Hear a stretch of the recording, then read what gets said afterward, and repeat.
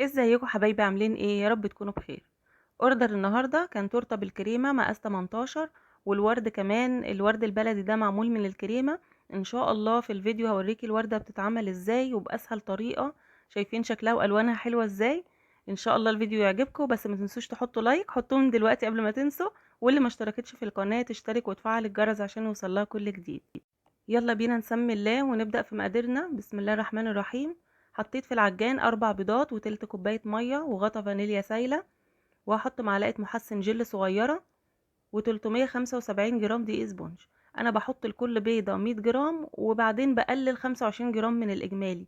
يعني لو حاطة 5 بيضات بحط 475 جرام، لو حاطة 3 بيضات بحط 275 جرام دقيق اسبونج. تمام.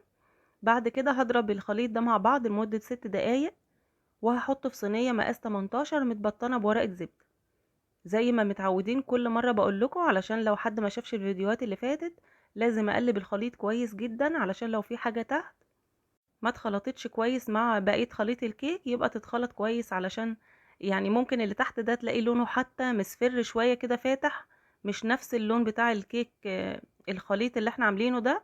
فلازم نقلبه كويس جدا علشان بعد كده هتلاقيه في قلب الكيك من جوه عامل طبقة كده مجلدة ومش مستوي كويس معاكي. هنحط الكيك في الفرن، بتاخد 40 دقيقة، وبعد كده بطلعها تبرد تماما. هعمل دلوقتي الكريمة، بس المقدار ده كبير شوية علشان كل التورته دي وكل اوردرات تانية كمان. الكيكه دي هتاخد حشو وتجليس كوبايه وربع كريم شانتيه، هنحط لها معلقتين باستري، وهنحط لها ربع كوبايه سكر او تلت كوبايه سكر حسب ما بتحبي السكر والعملاء بيحبوه. وهنحط كوبايه ونص ميه او اكتر شويه، علشان طبعا احنا كل ما بندخل في الشتاء شويه كل ما مقدار السائل بيكتر شويه. تمام كده. وبعد كده هحط شويه كريمه لباني. ممكن بقى تستغني عن الباستري والكريمه اللباني خالص وتحطي مكانهم لبن بودرة، او ما تحطيش حاجة خالص لو بتستخدمي نوع كريم شانتيه حلو وغني زي ريتشي كده. ما بيكونش محتاج بصراحة حاجة معاه، بس انا بحب طعم الكريمة يكون غني اكتر. كده حضرت الكريمة، هحضر الكيك بقى. بشيل ورق الزبدة وهشيل طبعا الطبقة الخفيفة اللي هي بتبقى في الكيك من تحت دي، وهقطع الكيك على 6 طبقات. عاملة المنشار على 9 علشان انا بحب الطبقات ما تكونش تخينة كده، بحبها تكون وسط مش تخينة ولا رفيعة. المقدار بتاع الكريمه اللي احنا عملناه اللي هو كوبايه وربع كريم شانتيه ده هيكفي معاكي حشو وتجليس، لكن مش هيكفي الوردات.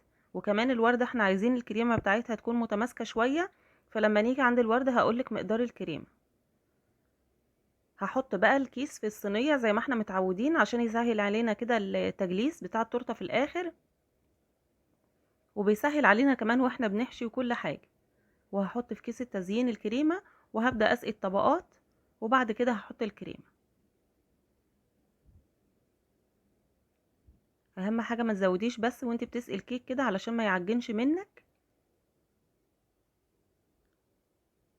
لما بحط قطع فاكهه مع الكريمه لازم اغطيها كويس قوي وادخلها في الكريمه علشان ما تزحلقش الطبقه اللي بعدها.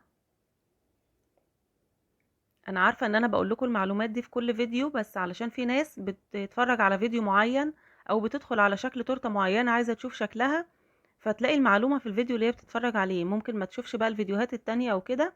فعشان كده بقول لكم المعلومات في كل فيديو، معلش بقى سامحوني لو بطول عليكم.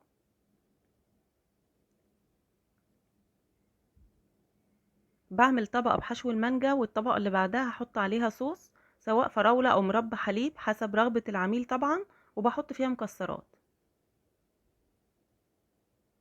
ممكن التورتة تبقى سادة خالص ما يكونش فيها اي حشوات، وده حسب اتفاقك مع العميل وحسب سعر التورتة برضه. هبدأ بعد كده اجلس التورتاية. انا طبعا حطيتها في التلاجة قعدت ساعتين او 3، يعني ممكن اعملها الصبح كده واسيبها في التلاجة بقى لحد ما تسقع براحتها، وبعد كده اخر النهار ابدأ افنش فيها. هحط لها طبقة عشان نلم بيها الفرافيت وما يبقاش في اي حاجة كده باينة من الجناب. وكمان لما اجي احط الطبقة الاخيرة بتاعة التجليس هيكون شكلها ناعم وجميل. ما بحطش طبقة كريمة كبيرة ولا التورتة بيكون عليها طبقة كبيرة في الاخر. انا بسحب اي زيادة بالسكرابر زي ما انتوا شايفين كده، مجرد بنعم الجناب بس، لكن مش طبقة كريمة بتكون كتيرة.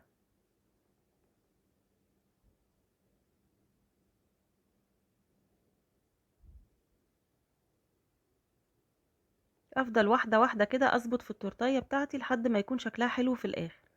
كده بحط الطبقه التانية. لو عايزه تدخلي التورته بعد الطبقه الاولى التلاجة، تفضل فيها لمده نص ساعه ولا حاجه علشان تمسك شويه، وترجعي تحطي الطبقه التانية. تمام. لو انت قادره انك تشتغلي على طول فيها، اشتغلي فيها على طول.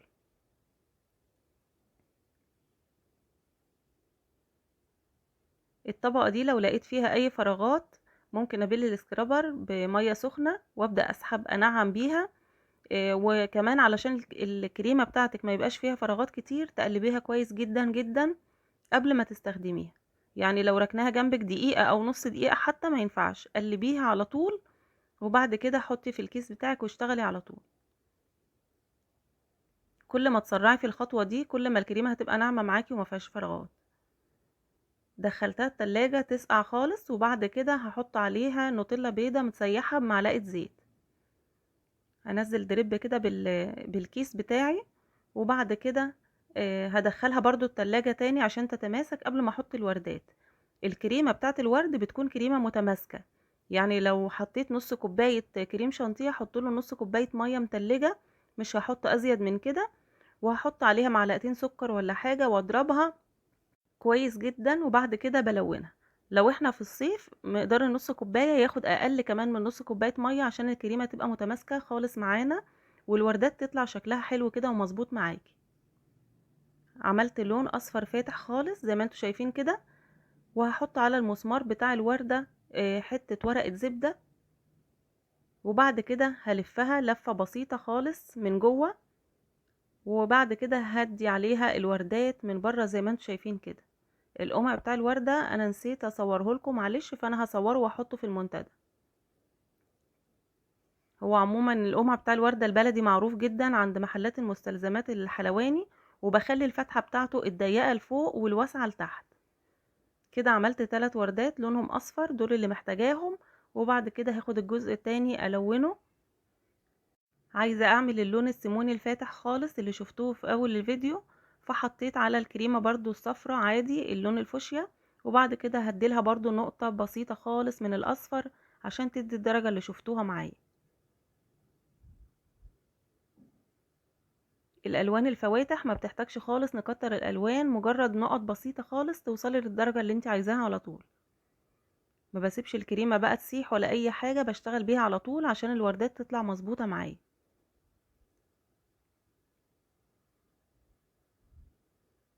شايفين الفتحة بتاعت الوردة الضيقة لفوق والواسعة لتحت. بلفها كده، وبعد كده ابدأ اعمل الورق زي ما انتم شايفين كده. انا مش عارفة برضو اشرح لكم كويس، لكن هي واضحة طبعا في الفيديو قدامكم.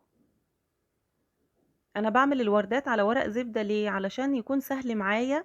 بحطها بعد كده في الفريزر واسيبها بقى ساعتين ولا 3 لحد ما الوردات دي تمسك خالص. هنشوفها برضو في اخر الفيديو. انا هحطها على التورتة بمنتهى السهولة. اسهل بكتير من انك تشتغلي بيها وتشيليها بالمقص وتحطيها على التورتايه والتعامل يكون صعب معاها. فدي اسهل طريقة تعملي بيها الورد وتاخدي نتيجة ممتازة ان شاء الله. لو لسه ما حطيتيش لايك على الفيديو، انزلي حطي لايك. ولو ما اشتركتيش في القناة، اشتركي وفعلي الجرس عشان ان شاء الله هنزل لكم حاجات حلوة كتير. طبعا انتي متحكمة في مقاس الوردة سواء كبيرة او صغيرة بعدد الورق اللي انتي بتعمليه. كده عملت 2 سيمون و3 اصفر و3 لون فوشيا. والتورته خلاص سقعت معايا في التلاجة. الوردات كمان دخلتها الفريزر وبقت متماسكة.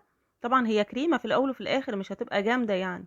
لكن هتبقى سهلة جدا انك تمسكيها وتحطيها زي ما انت شايفة كده. يعني انا حطيتهم، وبعد كده الوردة اللي مش عاجبني مكانها، شايفين، بغير مكانها عادي بمنتهى السهولة. بس طبعا بسرعة قبل ما الوردات دي تسيح منك.